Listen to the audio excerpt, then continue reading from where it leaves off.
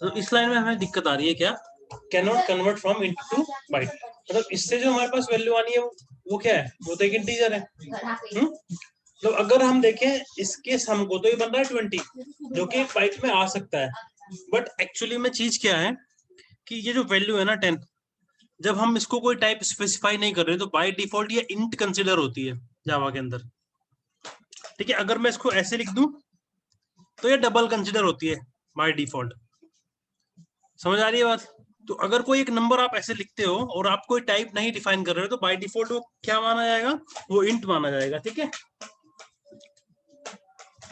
अब क्योंकि बाइट क्या है, छोटा डेटा टाइप है, और ये इंट क्या है, बड़ा डेटा टाइप, तो हम ऐसे नहीं रख सकते हैं। अगर आपने रखना ही है तो आप ऐसे कर लो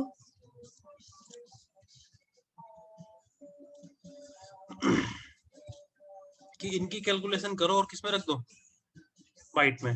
ठीक है, अभी ठीक है, ये अभी आपका जो आंसर चाहिए आपको वो आ जाएगा।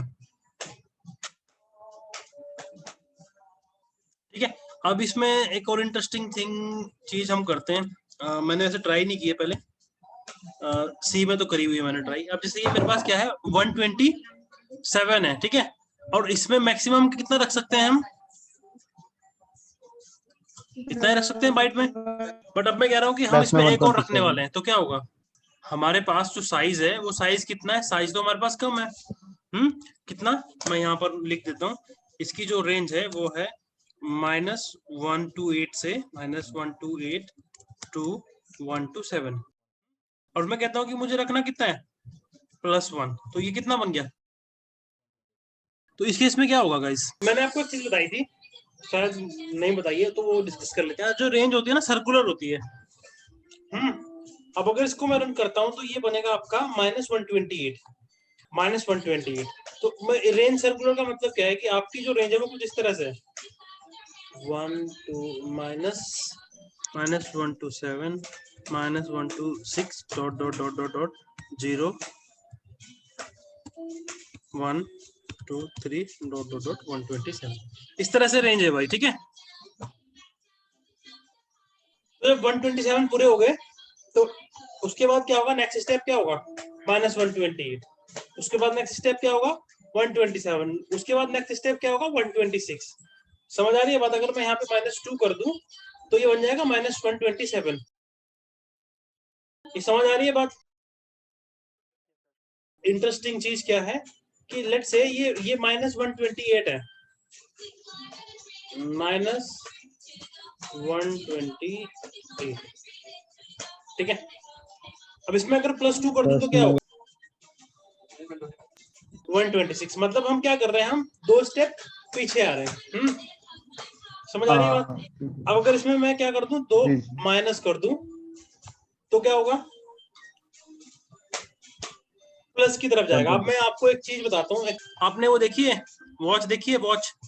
अब ये देखो वॉच कैसी बन गई, मेरी ड्राइंग तो इतनी अच्छी है नहीं भाई, है ना। यहाँ पे क्या होता है 12,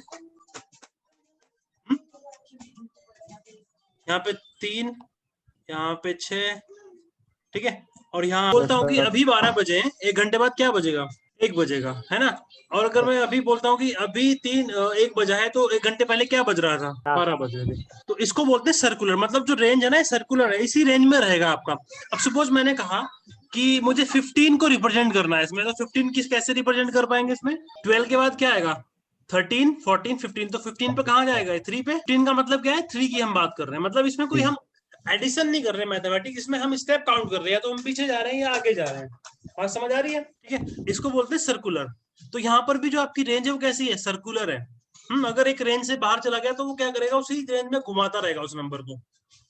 बात समझ आ रही है? को डायरेक्ट नहीं रख पाएंगे। देखो मैं अगर आपको यहाँ पे क्या करता हूँ, अभी मैं ट्राई करता हूँ कि ये मैं डायरेक्टली रख पाऊँ, ऐसे नहीं रखने देगा क्योंकि वो तो कह रहा है कि इंट बन रहा है, ऐसे नहीं रख पाओगे आप। तो कास्ट करके अगर आप रख रहे हो तो फिर वैल्यू क्या होंगी, वो फिर डिपेंड करता है इस कैलकुलेशन के ऊपर जो भी हमने आपको बताई है। या सिंपल सा एग्जांपल लेता हूं मैं कि मेरे पास क्या है, मैं 255 रखना चाहता हूँ, या इसको भी मैं थोड़ी देर के लिए कमेंट कर देता हूँ। मेरे पास आई है, आई में मैं क्या रखना चाहता हूँ 255। क्या इसमें रख पाएंगे? नहीं रख पाएंगे। मैंने कहा चलो ठीक है, इस नंबर को क्या करो अभी कास्ट कर दो किसमें, बाइट में, और तब रख दो। अब अगर इसकी बात करें तो 127 तो इसमें क्या हो गया, 127 स्टेप तो उसमें हो गए प्लस वाले। फिर जब 128 आया तो ये इधर पहुंच गया, 129 पे यहाँ पहुंच गया, 130 पे यहाँ पहुंच गया, ऐसे करते करते वापस से कहाँ आके खड़ा हो गया, 0 पे, राइट। तो आपके हिसाब से इसमें आंसर क्या आना चाहिए अभी, 0 -1, y -1, कैलकुलेट करो भाई। 27 तो हमारे किस में हो गए, सॉरी 128 स्टेप्स तो हमारे किस में हो गए अपने, प्लस में, राइट, क्योंकि 0 से स्टार्ट किया हमने ना। तो 128 हमारे स्टेप इधर हो गए। अब जब हमने 129 की बात की तो यहाँ पर आ गया, फिर ऐसे ऐसे करते करते करते कहाँ पहुंचा ये -1 पर, ठीक है। 256 पे आपका 0 हो जाएगा ये। अब अगर मैं 257 कर दूं तो ये 1 प्लस वाली रेंज में चला जाएगा। मतलब अगर सपोज मैं इस घड़ी की बात करता हूँ, इसमें मुझे 25 रखना है तो क्या बोलेंगे उसको, ये हमारे पास रेंज है 9, 10, 11 और 12, ये रेंज है हमारे पास। अब मैं अगर स्टेप काउंट करता हूँ तो 12 हो गए। जब मैं 13 की बात करता हूँ तो कहाँ पे आ जाता हूँ, 1 पर। 24 करूंगा तो क्या आ जाएगा, वापस से 12। 25 करूंगा तो क्या आ जाएगा, 1। समझ आ रही है बात। तो 25 को मैं क्या बोल सकता हूँ इसके हिसाब से कि 1 है। मतलब ये सर्कुलर समझाने की कोशिश कर रहा हूँ मैं। और ये सिर्फ बाइट के साथ ही नहीं है केस, ये सभी टाइप में है रेंज ऐसे ही सर्कुलर आपकी, ठीक है। बट डायरेक्टली नहीं रख पाओगे आप, लेकिन यही चीज अगर आप सी में लिखने चले जाओ तो वहां रख लेता है। अगर आपने रखना है तो आप क्या करो, कास्ट कर दो, फिर रख लूंगा। तो सर्कुलर डिपेंडेंसी समझ आ गई सबको। डायरेक्टली तो आप ऐसे रख ही नहीं पाओगे, ये तो सीधा सीधा कंपाइलेशन एरर है आपके प्रोग्राम में अगर आप ऐसे लिख रहे हो। बट हाँ, अगर आपने टाइप कास्टिंग कर दी है तो कई बार क्या होता है कि क्वेश्चंस आपको एग्जाम में ऐसा मिल जाएगा जहाँ पे आपको या तो सीधे सीधे ऐसे दे दिया। अब यहाँ तो क्या है कि इंग्लिश में आपको दिख रहा है सीधा सीधा रेड, है ना, तो आप बोल सकते हो कि हाँ जी एरर है। बट जब आप एक एग्जाम हॉल में बैठे हो, कोई आप ये दे रहे हो, टेस्ट दे रहे हो किसी कंपनी का, तो जल्दी से पकड़ में नहीं आती छोटी सी मिस्टेक, है ना। या वो इस तरह से ना दे, ऐसे करके दे दे, या एक और एग्जांपल जो था इस तरह से दे दे, तो ये एकदम से समझ में नहीं आता कि हाँ, इसमें लगता है कि अच्छा ये तो सीधा सा क्वेश्चन है, 20 आंसर होगा इसका, है ना। तो ये छोटी छोटी चीजें हैं भाई जिनका ध्यान रखना है आपने। तो हमने अर्थमेटिक तो सारे देख लिए हैं। एक हमारा प्लस ऑपरेटर और है जो हमने देखा है इंटीजर के साथ। अगर यही चीज हम स्ट्रिंग में करने जाएं तो क्या होगा, दो स्ट्रिंग को कॉन्केटिनेट करता है। बट अभी हमने स्ट्रिंग नहीं पढ़ा है तो मैं अभी इसको यहाँ पर ज्यादा डिस्कस नहीं करूंगा डिटेल में। मैं एक छोटा सा एग्जांपल लेता हूँ। int I is equals to 10, j is equals to 20, string k is equals to, अब अगर स्ट्रिंग की बात करें तो डबल कोड में रखना होता है, ठीक है।